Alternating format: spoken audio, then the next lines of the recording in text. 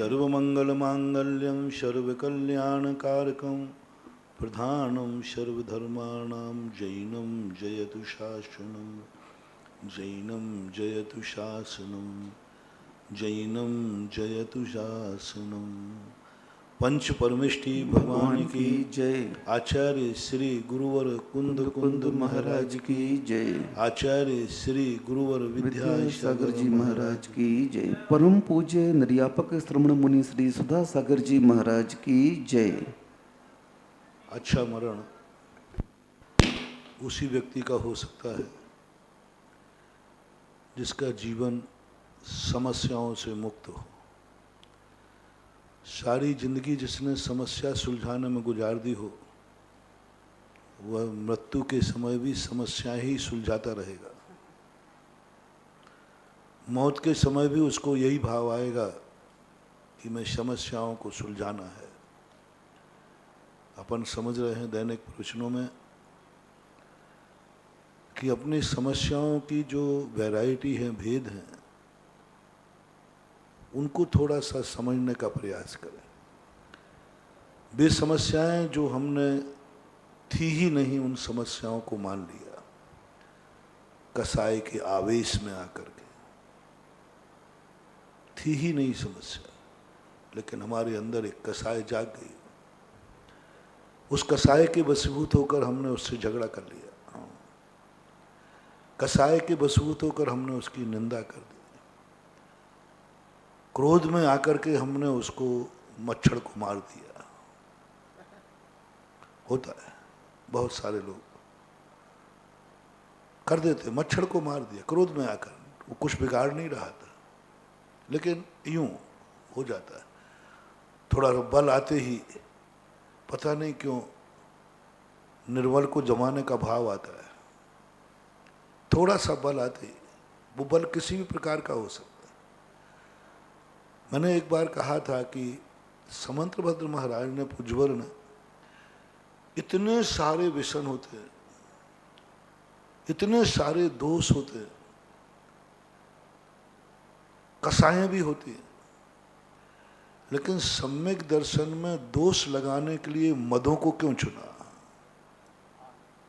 8 मदों को चुना। बड़ी बात है। सम्यक दर्शन की भूमिका बना दी सच्चे देव साध गुरु की, मूर्ताओं की बना दी, बन गया। लेकिन इसमें यदि दोष लगेंगे, को मल ठान है, सम्यक को मल ठान है, ऐसा छडाला में आया। तो मैंने कहा अकेले मद ही क्यों मल पैदा कर रहे? और भी तो दोष हैं। किसी ने अभक्ष खा लिया तो क्या वो दोष पैदा नहीं होगा? किसी से कुछ हिंसा हो गई तो क्या दोष पैदा नहीं हुआ? क्या झूठ बोल दिया तो कोई दोष पैदा नहीं हुआ? चोरी कर ली तो क्या दोष पैदा नहीं हुआ? इंद्रिय की कुशीलता की तरफ चला गया तो क्या दोष पैदा नहीं हुआ? क्या परिग्रह के प्रति मूर्छा होगी तो दोष पैदा नहीं हुआ? नहीं कहा, नहीं कहा। 5 पापों के लिए उन्होंने कहीं सम्यक दर्शन की भूमिका में नाम ही नहीं ले रहे हो। पूरे 41-40 गाथाओं में कोई अतिचारों का, सम्यक दर्शन के दोषों का वर्णन नहीं किया। गुणात्मक वर्णन है पूरा शुरू से। कुगुरु कुदेव कुशास्त्रों का भी वर्णन नहीं है, जतगण साहब का चारना। हाँ, वो बता रहा हूं मैं। प्रारंभ सारा का सारा सम्यक दर्शन का वर्णन किया। बाद में जाकर के उन्होंने मूर्ताओं में जब गिनाया, तब 3 मूर्ताओं के रूप में उन्होंने किया। लेकिन सबसे पहले तो उन्होंने गुणों को बताया, और अतिचारों के दोष, सम्यक दर्शन के दोष के लिए उन्होंने मदों को चुना। और दोष भी सम्यक दर्शन के हैं, लेकिन वे 25 दोष होकर के भी अतिचार है। अतिचार मल उत्पन्न नहीं करता, अतिचार पूर्ण लक्ष्य को प्राप्त नहीं करने देता। पूर्ण लक्ष्य को, क्योंकि वो खंडित हो गया। लेकिन मद ये पैदा करते हैं, मल गंदा करते हैं। तो ये संसार की नीति है कि अपने से कोई भी कमजोर होगा, उसके सामने वह कुछ ना कुछ उसको सताने का भाव करेगा, मन से भी, वचन से भी, काय से। कोई भी मद हो सकता, ज्ञान का मद हो सकता है। थोड़ा सा अपन को ज़्यादा ज्ञान आवे ना, और थोड़ा एक अक्षर की गलती लगे तो ऐसे को साथ इडियट कहेगा, मूर्ख। माँ जब बच्चे को पढ़ाती है ना, बहुत चिड़चिड़ा जाती है, क्योंकि वो 10 बार कहती है ये पढ़। अब वो बच्चा है बेचारा, उसने कभी बोला ही नहीं, तू भी ऐसे ही थी, लेकिन वो गुस्सा आता है, इतना मूर्ख है कि ये मैंने 10 बार पढ़ा दिया ये एप्पल का, लेकिन ये एप्पल नहीं कह पा रहा। मद आ रहा है, तो मद आ रहा है क्योंकि बालक है। अक्सर कर देखना, पढ़ाने वाली माँ बच्चे को पढ़ाते और बहुत चिड़चिड़ी हो जाती है, मार देती है, डरा देती है, इतना मार देती है उसको कि वो बच्चा डरने लग जाता है। ये मद है माँ का। थोड़ी ज्ञानी है, समझदार, वो अपनी मम्मी से पूछे कि मैं कैसी थी, मैं कैसी थी, मैं कैसे पढ़ती थी, तब कुछ नहीं होगा। तो एक स्वभाव है संसारी व्यक्ति का कि थोड़ा सा अधिक ज्ञान होते ही दूसरे को बिल्कुल निपट और उसको सताने का प्रयास करेगा, उसके प्रति ऐसा भाव करेगा, टॉर्चर करेगा, उसके नाम भी लेगा तो बुरी दृष्टि से लेगा, सोचेगा उसके संबंध में बुरा सोचेगा। ये नेचर है। शरीर का बल होगा तो शरीर के बलवान भी सोचेगा, हमेशा कमजोर को यूं वो जब चलेगा ना यूं चलेगा, अरे कमजोर व्यक्ति आ गया तो वो यूं नहीं करेगा, आए यूं करेगा। मच्छर है ना, वो कमजोर है। धन का मत वाला भी, आप धन जिसके पास है वो सदा गरीबों को सताने का प्रयास करता है। मजा ही नहीं है। धन अधिक होने का गरीब को नहीं सताया तो फिर धनवान होने का मजा क्या है। कोई अच्छे कपड़े पहन के आए तो सबसे ज्यादा गंदे कपड़े वाले के प्रति बुरी दृष्टि कहेगा, तुमने मेरा गंदा, अरे भाई उसने छुआ भी नहीं तो भी हो जाता। ये नेचर है।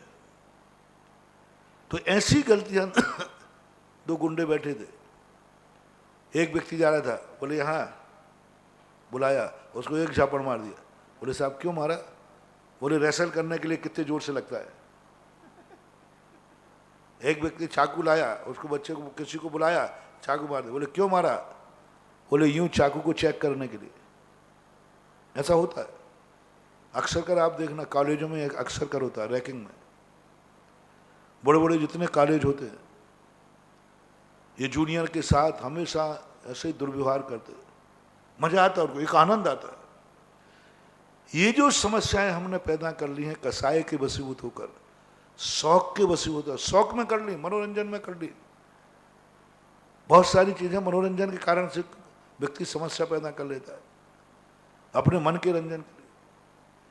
इन कसायों को, इन समस्याओं को आप निजात पाएं, फीलिंग करें। जैन दर्शन कहता है कि जो जो समस्याएं मैंने खुद कसाय के वशीभूत पैदा की हैं, इन समस्याओं को मैं अपनी जिंदगी की समस्या नहीं मानूंगा, समस्या ही नहीं मानूंगा मैं, इसको है ही नहीं ये समस्या, क्योंकि ये कसाय से उत्पन्न हुई है, चूक से उत्पन्न हुई है, भूल से, प्रमाद से उत्पन्न हुई है, प्रमाद के कारण मेरे से उत्पन्न हुई है। इस समस्या के निवारण के लिए कोई मंत्र नहीं है, कोई मंत्र नहीं, कोई शक्ति नहीं है, कोई साधन नहीं। 5 हेतु कहे समस्याएं पैदा करने वाले। बंद समस्या ने, बंद जेल, मिथ्यात्व। जो समस्या मैंने मिथ्यात्व से पैदा की है, मैंने देव साथ को नकार दिया। कैसे नकार दिया? बोले मैं इनको मानते ही नहीं था, मुझे समझ में नहीं आता, मिथ्यात्व के कारण।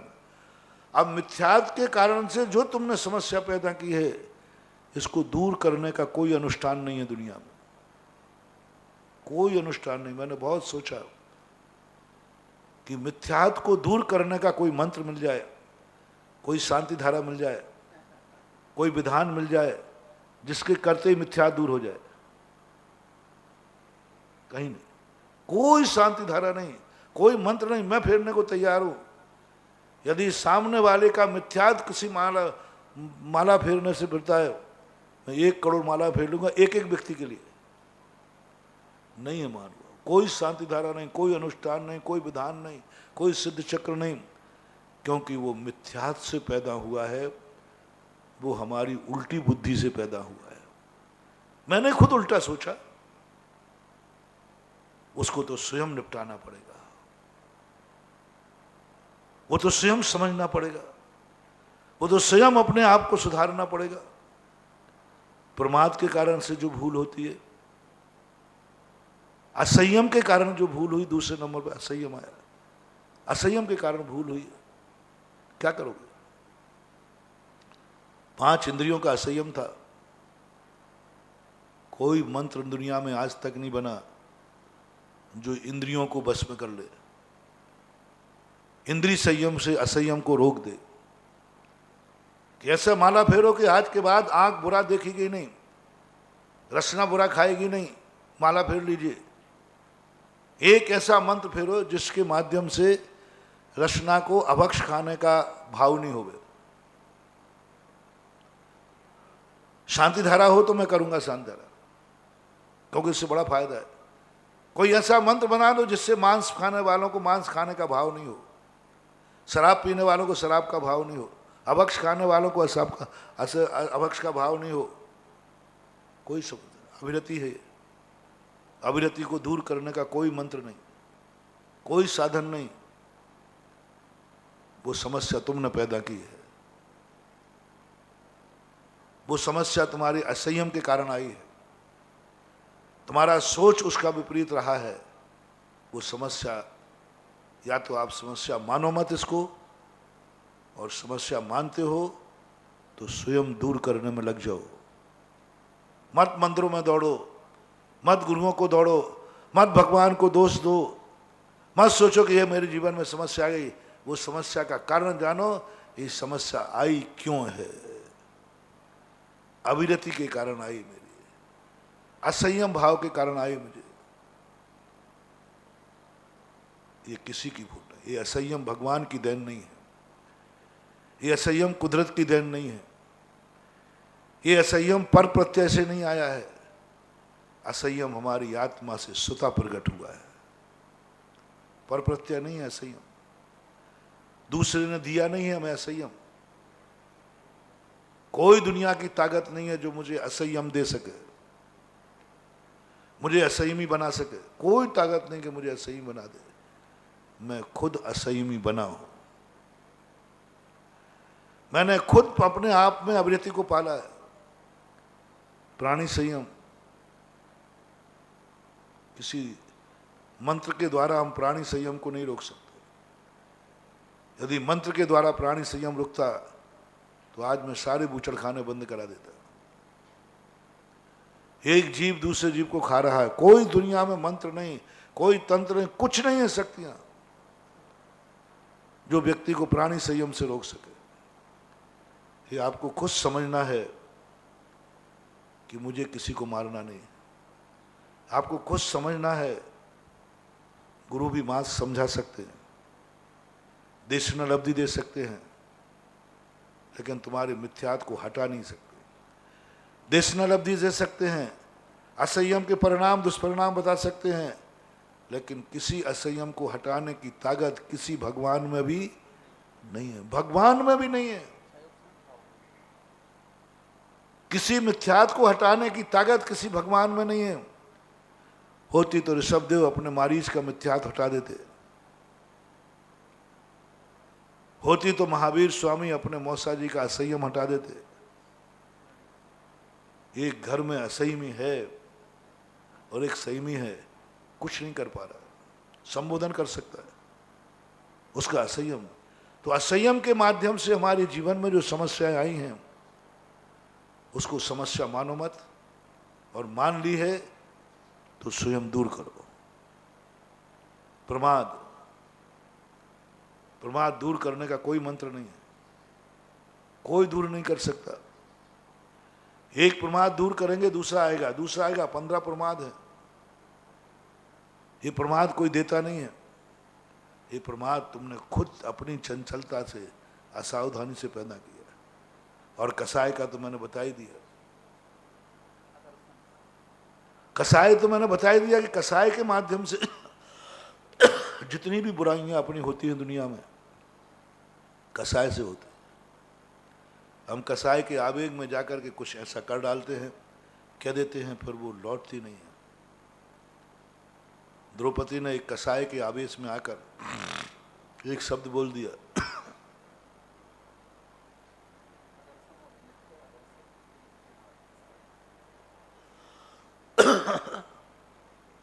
द्रौपदी दर दर भटक रही है,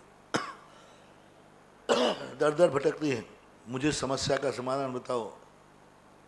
सबसे पूछ रही है, ये मुझे बाल पकड़ के घसीट रहा है। एक ही आवाज आई दुनिया से, ये समस्या पैदा किसने की है? भगवान ने, बड़ों ने, ताश्री ने, द्रोणाचार्य, किसने की है समस्या पैदा? बोले समस्या मैंने खुद की है, स्वयं सुलटाओ। कोई नहीं सुलटा पाया, कोई नहीं सुलटा पाया। जितनी जितनी समस्याएं आप व्यक्ति ने स्वयं बोल दिया कसाय में आकर। अब उस शब्द को वापस लेके दिखाओ। जैन दर्शन कहता है, इसलिए तुम्हें कोई भी कदम उठाने के पहले सोचना है कि आज हम कसाय के वशीभूत होकर जो कदम उठा रहे हैं, कल यही हमारी जिंदगी की समस्या तो नहीं बन जाएगा। अभी तो मजा आ रहा है, अभी तो हमें दूसरे की बुराई करने में मजा आ रहा है। कहीं जिसकी हम बुराई कर रहे हैं, कल यही तो हमारी जिंदगी की समस्या नहीं बन जाएगा। आज तो मैं बलवान हूं, शक्तिमान हूं, मैं इसकी बुराई करूंगा, लेकिन कल ऐसा मौका आ गया कि कल हमें उसी की जरूरत पड़ी तो, कल यदि हमें उसी की जरूरत पड़ी तो कहीं वो मेरी समस्या ना बन जाए। एक बार एक ऑफिसर को, स्थान मत पूछना, नाम मत पूछना, एक स्थान पर एक बहुत बड़े व्यापारी थे। उन्होंने, एक छोटा ऑफिसर था, वो छोटी पोस्ट पे था, उसने थोड़ा सा कोई कानून की बात की, उसको बहुत जम के मारा, पीटा, बीच सड़क पर उसको पिटाई की, क्योंकि उस मालिक का बड़े ऑफिसर से पहुंच थी, बहुत बड़े बड़े लोगों से पहुंच थी। उसने फोन दे दिया कि ले दे, किसको फोन करना है कर ले। वो कुछ नहीं कर पाया, पिटाई कर दी। बड़े लोग अक्सर कर छोटों की पिटाई कर देते हैं अहंकार में, क्योंकि उनकी पहुंच बहुत ऊंची होती है। कलेक्टर, एसपी, सबके पास पर क्या कर लेगा वो। उस व्यक्ति ने ठान लिया, बीच बाजार में पिटा ऑफिसर। छोटा भी ऑफिसर क्यों ना हो, महानुभाव, उससे कभी बुराई मत लेना। छोटा भी पुलिस वाला क्यों ना हो, उससे बुराई मत लेना। जो कानून के दायरे में चल रहे हैं, कानून के हाकिम हैं, उनसे बुराई मत लेना। उस व्यक्ति ने बीड़ा उठा लिया और उसने अपना प्रमोशन करते करते करते 20 साल तक उसने अपनी पूरी ताकत लगाई प्रमोशन के लिए। और प्रमोशन जब होने के बाद वो उसी नगर में कलेक्टर बन के आया, कलेक्टर बन के आया, पूरा अधिकार लगा। और पूरी, मुझे बस एक बार वहां ट्रांसफर हो जाए मेरा, बस लाखों रुपया खर्च करके उसने अपना ट्रांसफर, बोले बस मुझे भले चाहे 6 महीने को मिले, लेकिन उस नगर में मैं कलेक्टर बनना चाहता हूं।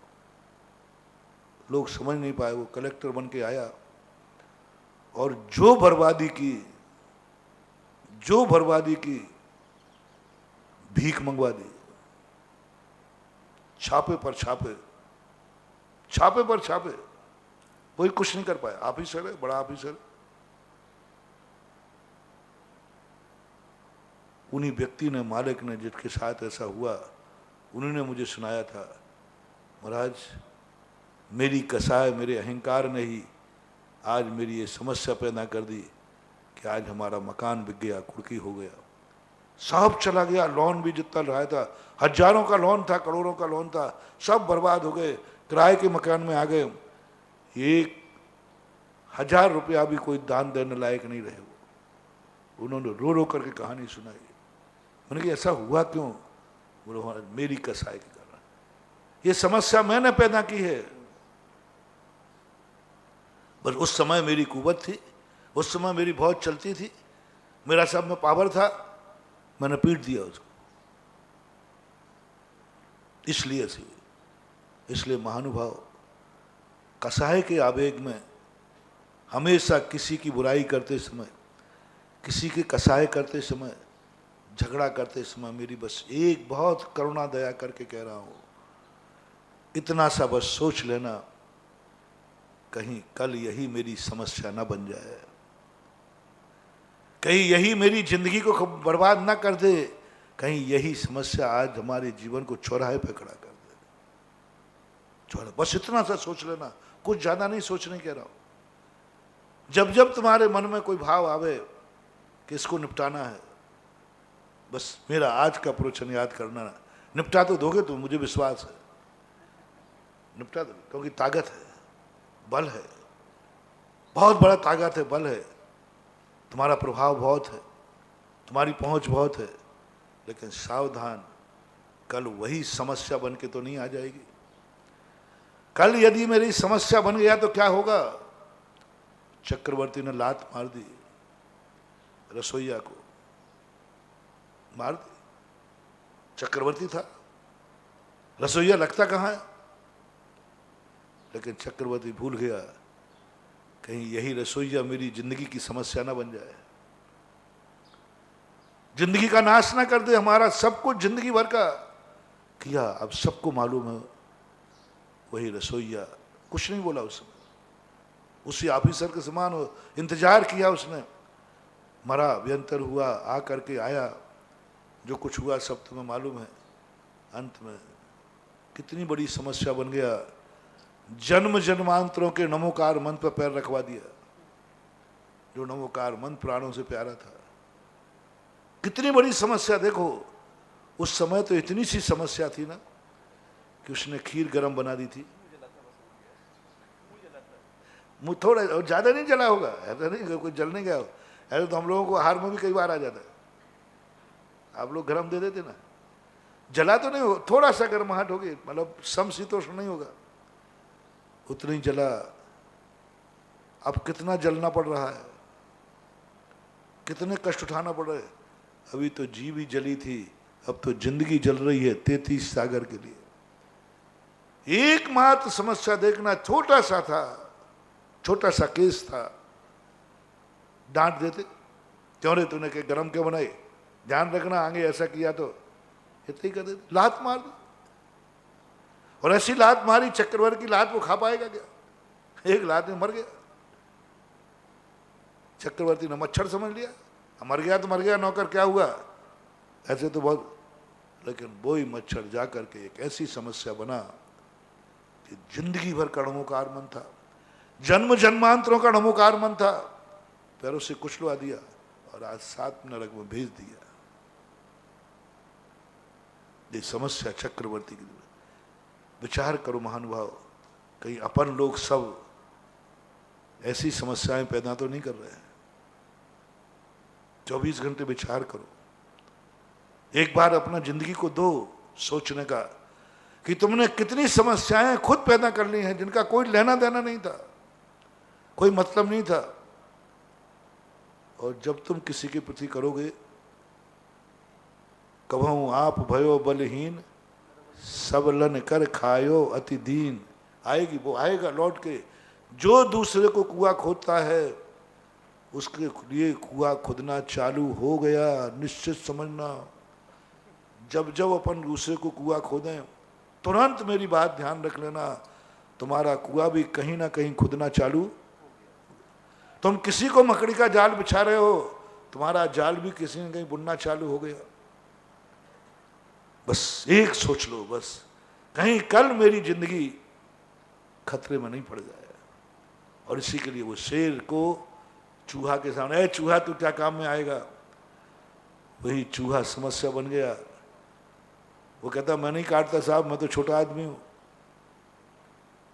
यदि ऐसा विचार आ जाए, ऐसी अपने मन में सोच आ जाए, अपन 50% अपनी जिंदगी को समस्या से मुक्त कर लेंगे। हमें डर ही नहीं कोई बात। अब डर लग रहा है, ये व्यक्ति कल तो मेरा दोस्त था, देखना खतरा क्या होगा। एक व्यक्ति एक दोस्त से डर के आ गया, बोले महाराज जी मुझे बहुत डर लग रहा है। मैंने किससे? वो महाराज वो आप जानते ना, वो मेरा एक दोस्त था। मैंने क्यों, क्या बात हो गई? कि महाराज सब कुछ मालूम है उसको। पूरे राज मेरे जानता है, हम तो दोस्त थे, लंगोटिया आते, सब जानता है, अब क्या होगा? अरे महाराज बर्बाद कर देगा वो, तुमको सब पता है। आज दोस्ती समस्या बन गई। तुम दोस्त के सामने सावधान क्यों नहीं रहे? मैं हमेशा हर व्यक्ति से कहा करता हूँ, मैं ये अपने जीवन में उतारने का प्रयास करता हूँ। कितना भी निकटवर्ती दोस्त क्यों ना हो, आपको सबको, अपन सबको एक सोचना है, कल यदि ये दुश्मन बन गया तो कहीं मुझे रोड पे तो नहीं ला देगा। बस दोस्ती का अर्थ ये नहीं कि अंधे हो जाओ, भाई का अर्थ नहीं कि तुम अंधे हो जाओ, बेटे का अर्थ ये नहीं कि अंधे हो जाओ। दोस्ती में सबसे ज्यादा सावधानी रखो। दोस्ती में अभी तो बहुत दोस्त हो, एकदम दांत काटे की रोटी चल रही है, और तुमने उसके सामने सब कुछ उगल दिया, और ऐसी ऐसी बुराइयां की तुमने, ऐसे ऐसे कार्य किए। सावधान, तुरंत सोचो, कल यदि ये दोस्ती दुश्मनी में बदल जाएगी तो मुझे डर तो नहीं लगेगा, भय तो नहीं लगेगा, कहीं ये मुझे रोड पर लाकर खड़ा तो नहीं कर देगा, कहीं ये मेरी बेइज्जती तो नहीं कर देगा, कहीं ये मुझे कहीं का नहीं रहने देगा। ये सोच लेना, आपको बहुत बड़ा संबल मिलेगा महानुभाव। आप जिंदगी की बहुत बड़ी समस्या से बच जाओगे। इस समस्या के लिए नमोकार मंत्र नहीं, ऐसी समस्या को निपटाने के लिए नमोकार मंत्र नहीं, ऐसी समस्या को निपटाने के लिए एक ही मंत्र काम करेगा, हर दोस्त को भविष्य का दुश्मन देखो। हर दोस्त को भविष्य का दुश्मन देखो, कभी गड़बड़ नहीं, वर्तमान का नहीं। वर्तमान में तो क्या है, हर दोस्त को भावी दुश्मन देखना। हर बाप अपने बेटे को भावी दुश्मन देखे, उतने विश्वास करे जितना करने लायक है। हर भाई भाई पे उतने विश्वास करे जितना करने लायक है। हर पति पत्नी अपने दोनों पर, नीति है, सोमदेव की नीति है, राजा को अपनी रानी पर उतने विश्वास करना चाहिए जितनी रानी है, कहे लेकिन वही रानी समस्या न बन जाए। सारे गुप्त रहस्य, सारी गुप्त बातें पूज्यवर रविशरण महाराज ने वरुण द्वीप के राजा के पत्नी के लिए सारे राज्य मालूम थे। बहुत प्यारी थी वो, बहुत प्राण प्यारी थी उसको, सब राज्य मालूम थे उसको, राज की एक एक चीज मालूम थी, गुप्त रास्ते मालूम थे, सब मालूम था, राजा सब बताता था। रावण को जब मालूम चला कि ये राजा का सबसे विश्वसनीय पात्र कौन है, रावण का, पद्म पुराण के कह रहा हूं, सबसे विश्वसनीय पात्र राजा का कौन है जिससे वो कुछ नहीं छुपाता, तो पता करने पड़ा इसकी रानी। रावण ने बस रानी को अपने पक्ष में करने का प्रयास किया, रानी पक्ष में हो गई और सारे राज बता दिए। कम से कम कितने बार युद्ध किया रावण ने, लेकिन वरुण द्वीप को कभी जीत नहीं पाया। कितनी सेना लेके गया, हनुमान के पिताजी पवनंजय भी उनके साथ गए वरुण द्वीप के लिए, उसके पहले भी वो, लेकिन वरुण द्वीप को कोई जीत नहीं पाया। लेकिन जैसे उसके लिए विश्वासपात उनके पक्ष में हुआ, रावण को सारे गुप्त रास्ते बता दिए और रावण ने जाकर के बंदी बना लिया वरुण द्वीप के राजा को। और क्या रावण ने उपदेश दिया, बस उस राजा ने यही पूछा, हे लंकेश, मैं तुम्हारी दास्ता स्वीकार करता हूं, लेकिन बस तुम ये बता दो तुम अंदर तक आ कैसे सके। बोले तुम्हारी बदौलत, तुम्हारे विश्वास की बदौलत। क्या रावण ने उपदेश दिया है उसके लिए, तुम अपनी पत्नी पर इतना विश्वास करते हो कि तुमने सब कुछ उसे बता दिया। तुमने कभी सोचा कि कुछ गड़बड़ हुआ, पत्नी से कल तलाक हो गया, पत्नी का डाइवर्स हो गया, पत्नी का भी कोई विश्वसनीय है, तो क्या होगा? बोले नहीं सोचा। बोले उसी का हंस रहे, उसी का हंस रहे। क्योंकि दुनिया में जब व्यक्ति अपना होता है तो बहुत अच्छा लगता है, और उसको हम, वो कहते हैं ना, गुरु बिन ज्ञान भेद बिन चोरी। जब भी कोई अनर्थ होता है, कोई अपना निकटवर्ती होता है, दुनिया का किसी का, जैसे मैं कहता हूं बामी का सांप कभी कुछ नहीं बिगाड़ पाएगा, आस्तीन का सांप भी बिगाड़ेगा। जो हमारे निकट रहा है 24 घंटे, जो हमारे साथ रहा है, वही तुम्हारे लिए बेइज्जत करेगा। इसलिए अपनों से सावधान रहो। अभी जो अपना प्रवचन चल रहा है, दुश्मन की समस्याओं से नहीं, उनका तो उपाय मैं बताऊंगा, उनका तो मंत्र है। लेकिन जो अपनों की समस्या पैदा होगी, उनका कोई मंत्र नहीं है। दुश्मन को निपटाने के मंत्र, दुश्मन को बहुत निपटाने के मंत्र, बहुत साधनाएं, बहुत मंत्र पूरे शांति धारा में भरा पड़ा है। लेकिन अपनों से जो समस्या पैदा होगी, उसका शांति धारा में नाम नहीं है। अरी नाम आया उसमें, दुश्मन नाम आया, बैरी आया, सांकनी आई, डाकनी आई, दुनिया का आया, लेकिन उसमें नहीं आया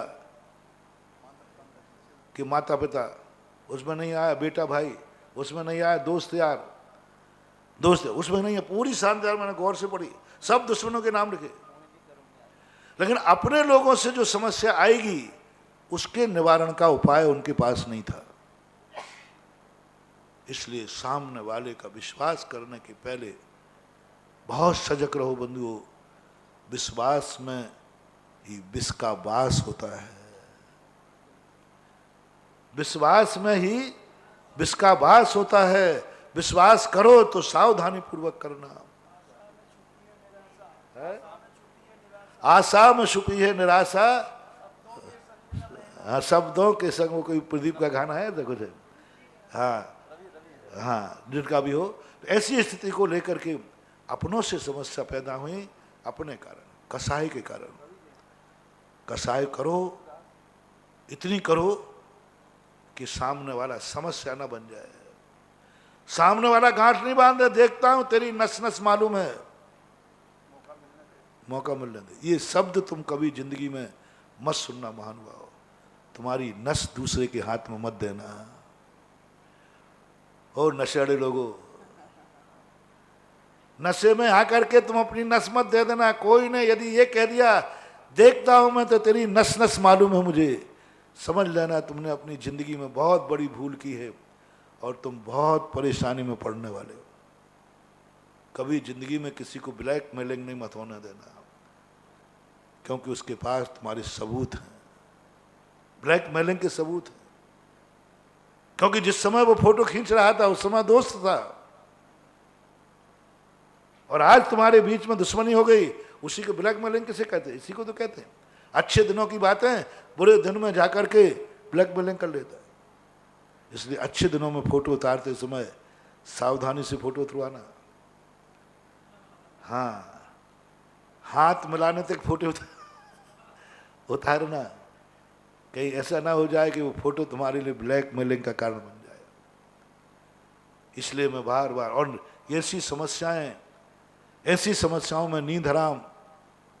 आज हर मालिक को मुनीम से खतरा है। मुनीम से दुश्मनी नहीं ले पा रहा वो, मुनियों की दादागिरी चल रही है, खतरा नहीं ले सकता। वही खतरा लो, अरे महाराज वो सब बर्बाद कर देगा, उसको सब मालूम है। जो अच्छे सेठ होते थे ना, वे बही खाता कभी मुनीम से नहीं लिखवाते। सब कार्य करेंगे, बही खाता नहीं कराएंगे। बही खाता स्वयं। हर जैनी बच्चे को सीए होना चाहिए। हर जैनी व्यापारी के बच्चे को सीए होना चाहिए। घर में एक व्यक्ति को कम से कम कॉमर्स पढ़ना चाहिए।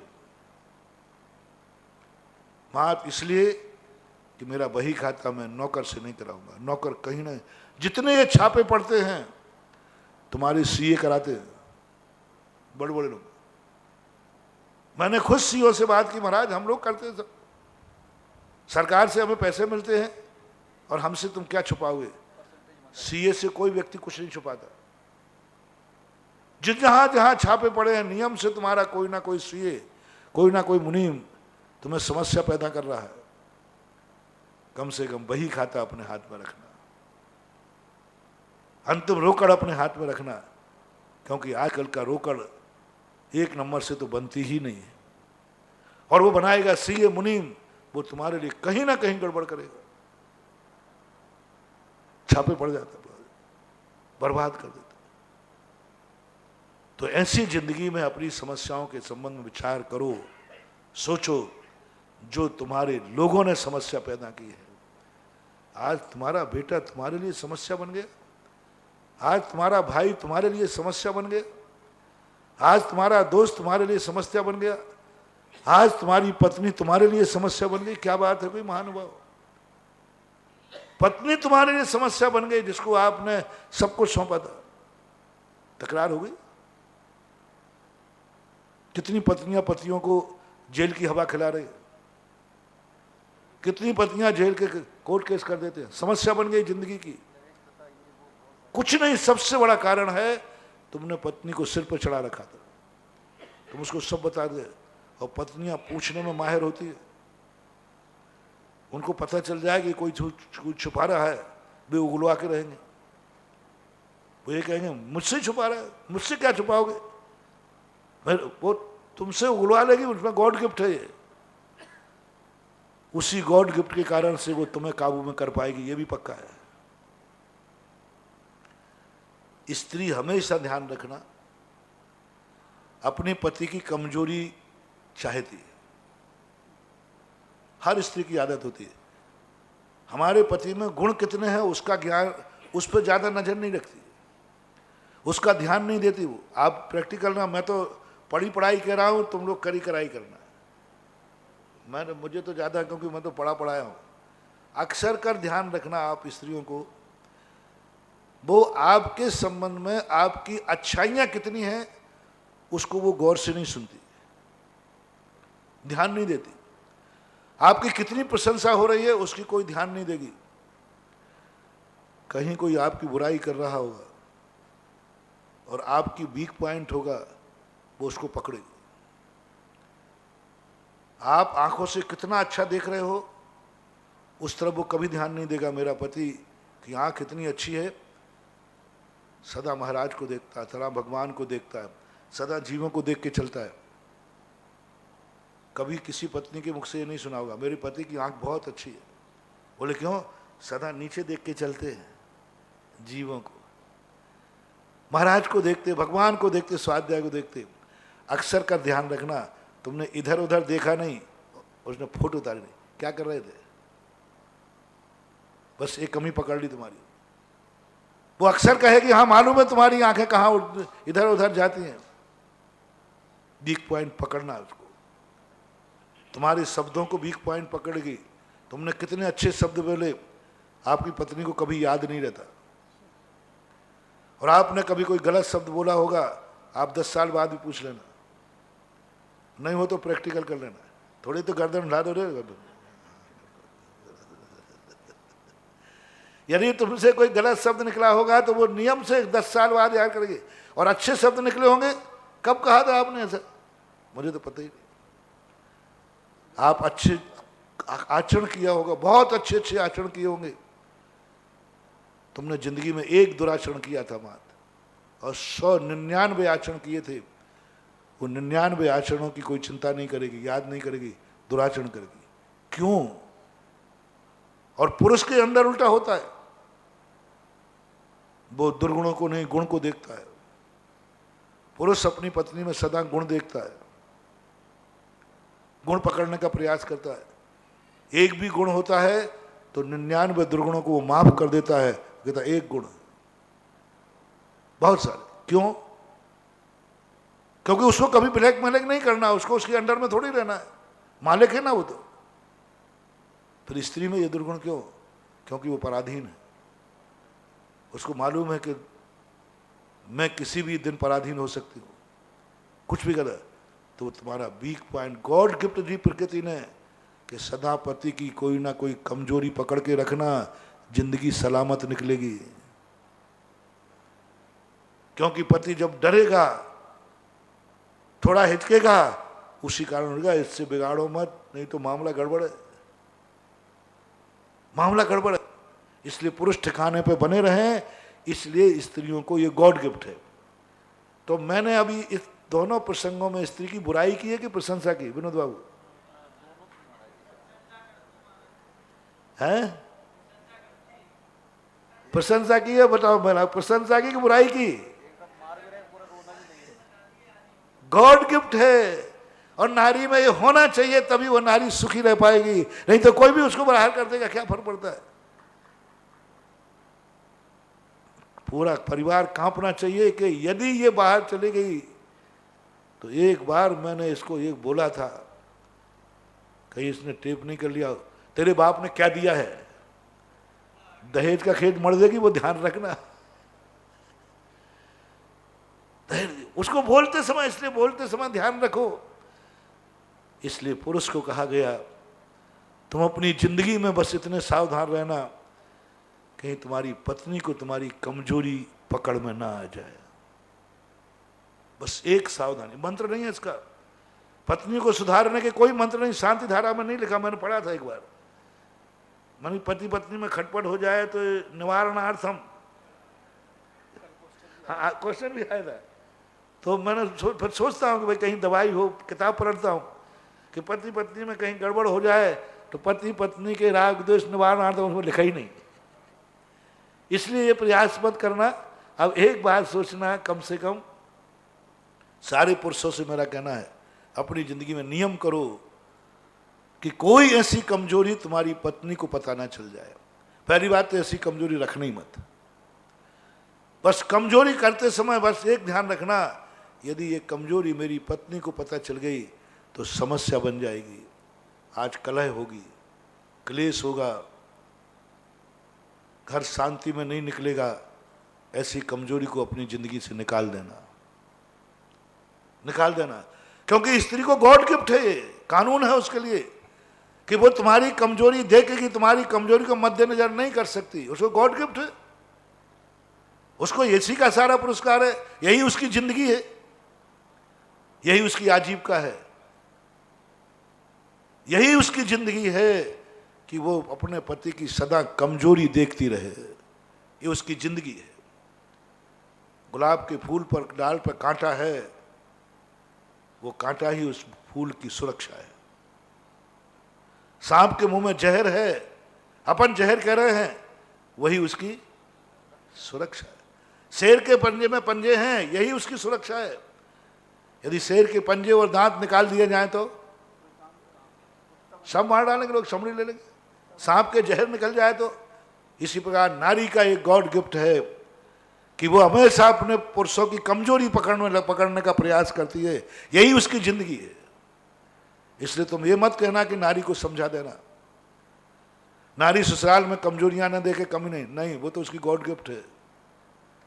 आपसे मैं कह रहा हूं, पुरुषों से मैं कह रहा हूं, अपनी जिंदगी की कमजोरी, ऐसी कमजोरी मत आना कि पत्नी ही कल तुम्हें समस्या बन जाए, घर जाते ही तुम्हारी पत्नी तुम्हारी समस्या बन जाए, तुम्हारी पत्नी ही तुम्हारे टेंशन नींद हराम का कारण बन जाए, तुम्हारी पत्नी तुम्हारे भोजन में कारण बन जाए। उसी कारण दुश्मन भोजन में नहीं, कितने लोग हैं जो शांति से भोजन नहीं कर पाते, किसके कारण? अंतरा के कारण। आप भालचंद आ जाता होगा, नहीं श्रीमती के टोहने, तुम कुछ करके गए हो गड़बड़, भोजन में शांति नहीं, कोई टाइम मिलता है, सोने नहीं देगी, कुछ नहीं, 24 घंटे। ये तुम्हारी कमी है। इस समस्या को तुम दूर करो और एक संकल्प करो, मैं अपनी जिंदगी में कभी ऐसी कमजोरी नहीं करूंगा जिस कमजोरी कारण मेरी पत्नी मेरे लिए टेंशन बन जाए, मेरी पत्नी समस्या बन जाए। शुरू कर देना महानुभाव, समय आपका हो रहा है, हो गया है। और ऐसे ही अपनों के सब में लगा लेना, माँ बाप पे, परिवार पे, सब लोग ये सब कमजोरी पकड़ने बैठे हैं, उस कमजोरी को स्वयं निकालना पड़ेगा। महावीर भगवान है कि बोलिए परम पूज्य निर्यापक श्रमण मुनि पुंगव श्री सुधासागर जी महाराज की जय। समस्त मुनि संघ की जय। जिन वाणी के ज्ञान से सूझे लोकालोक, सो वाणी मस्तक धरो सदा देत हूँ ढोक। हे जिन वाणी भारती